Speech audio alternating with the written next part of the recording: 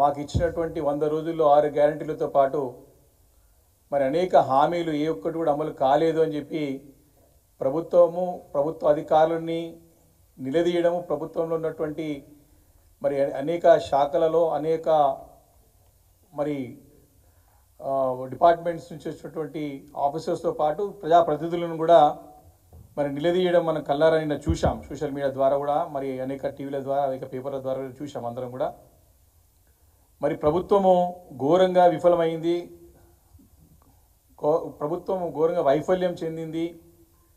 ప్రభుత్వ నిర్ణయాలు, ప్రభుత్వ యొక్క ఆలోచన విధానం పూర్తిగా ప్రజా వ్యతిరేకంగా ఉంది. ప్రజాపాలన కాదు, ప్రజా వ్యతిరేక పాలన ఉందని చెప్పి డే 1 నుంచి కూడా మేము చెప్తూనే ఉన్నాం.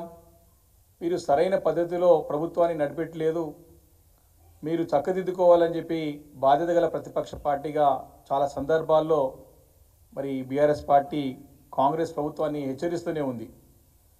కానీ ఏ రోజు కూడా ఏ మాట కూడా పట్టించుకోకుండా తమ యొక్క మొండి వైఖరితోని మాకు అన్నీ తెలుసు, మేము బాగా చేస్తున్నామని చెప్పక వాళ్ళంతా వాళ్ళు ఊహించుకొని ముందుకు వెళ్ళి ప్రజల నుంచి చివాట్లు మరి తిట్లు ఏ రకంగా తింటున్నారో మనం స్పష్టంగా మనం చూస్తూ ఉన్నాం.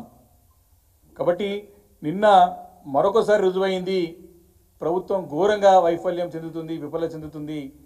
ప్రజలకి సరైన పరిపాలన కాంగ్రెస్ పార్టీ రేవంత్ రెడ్డి గారి సర్కారు ఇవ్వలేకపోతుందని చెప్పేసి మరి సుస్పష్టంగా మరి నిన్న మరొకసారి రుజువైందని చెప్పడానికి నేను ఎలాంటి మరి సందేహం వ్యక్తం చేయట్లేదు.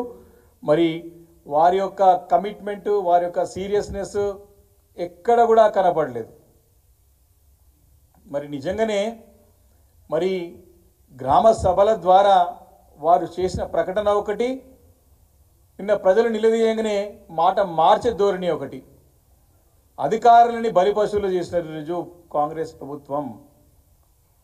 ఈరోజు నిజంగానే గ్రామ సభల పైన తమ ఇచ్చిన హామీలు నిలబెట్టుకోవాలని చిత్తశుద్ధి ఉంటే ఏ ఒక్క మంత్రి అయినా, ఇంతమంది మంత్రులు ఉన్నారు, ఏ ఒక్క మంత్రి అయినా ఈ గ్రామ సభలకు ఇక్కడ హాజరైనరా?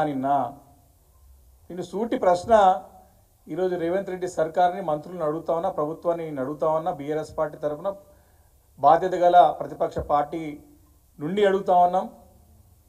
ఏ ఒక్క మంత్రి అయినా నిన్న ఒక్క గ్రామ సభలనైనా హాజరయ్యి ఏ రకంగా జరుగుతుందో చూసినరా? ప్రజల యొక్క బాగోగులు, ప్రజల యొక్క సమస్యలు, ప్రజలు పడుతున్న బాధని వినే ప్రయత్నం చేసినరా? ఇక్కడనే వారి యొక్క సీరియస్నెస్, వారి యొక్క కమిట్మెంట్, వారి యొక్క చిత్తశుద్ధి ఏ పార్టీదో స్పష్టంగా అర్థమవుతోంది. ఈరోజు ముఖ్యమంత్రి గారేమో రాజభోగాలు అనుభవించడానికి విదేశీ పర్యటన చేస్తూ ఉంటే, ఇక్కడున్న మంత్రులేమో మరి విహారయాత్రలకి, తమ నాయకుడు రాహుల్ గాంధీ చుట్టూ ప్రదక్షిణలకే వారికి సమయం సరిపోతలేదు. ఇంత గ్రామ సభలని ఇంత ప్రతిష్టాత్మకంగా నిర్వహించి ప్రజలకి మేము బాగు చేస్తామని చెప్పి, మీకు ఏదో ఉద్ధరిస్తామని చెప్పి మరి నిన్న పాలనని మొత్తం గాలి కొదిలేసిరని చెప్పడానికి ఒక సాక్ష్యం మేము డే 1 నుంచి చెప్తా ఉన్నాం. వీరు పాలనని గాలికి వదిలేస్తున్నారు, వీరు సరైన పద్ధతిలో పోవట్లేదు. చక్కగా ఈ రాష్ట్రాన్ని గత 10 సంవత్సరాలుగా కేసీఆర్ గారి నాయకత్వంలో ఒక బంగారు తెలంగాణ దిశగా అడుగులు వేస్తూ ముందుకు పోతా ఉంటే, దీన్ని కుక్కలు చింపిన విస్తరాకులాగా తయారు చేసే నిర్ణయాలు, వారి యొక్క ప్రవర్తన, వారి యొక్క మాటలు, వారి యొక్క వ్యవహారం పదే పదే మేము ఎత్తి చూపుతూనే ఉన్నాం. మరి నిన్నటితో చాలా అంటే చాలా రుజువైనది. ఎలా అయిపోయిందంటే గాలికి తిరిగే నాయకులకి వాస్తవాలు ఏం తెలుస్తాయి, గ్రౌండ్ రియాలిటీ ఏం తెలుస్తుంది? గాలిలో విహారం చేసుకుని తిరిగే నాయకులకి గ్రౌండ్ రియాలిటీ ఏం తెలుస్తుంది? వీళ్ళంతా గాలి నాయకులుగా ఈరోజు ఉన్నారు, అవతారం ఎత్తినారు, గ్రౌండ్ రియాలిటీని తెలుసుకోలేకపోతా ఉన్నారు. కాబట్టి చాలా స్పష్టంగా ఈరోజు మేము బీఆర్ఎస్ పార్టీ తరఫున ఈ ప్రభుత్వం విఫలం చెందింది, వైఫల్యం చెందింది, ప్రజలన్నీ మరొకసారి మోసం చేసే ప్రయత్నం చేస్తూ ఉంది, ప్రజలను మభ్యపెట్టే ప్రయత్నం చేస్తూ ఉంది, ప్రజలని పక్కదారి పట్టించే ప్రయత్నం చేస్తూ ఉంది.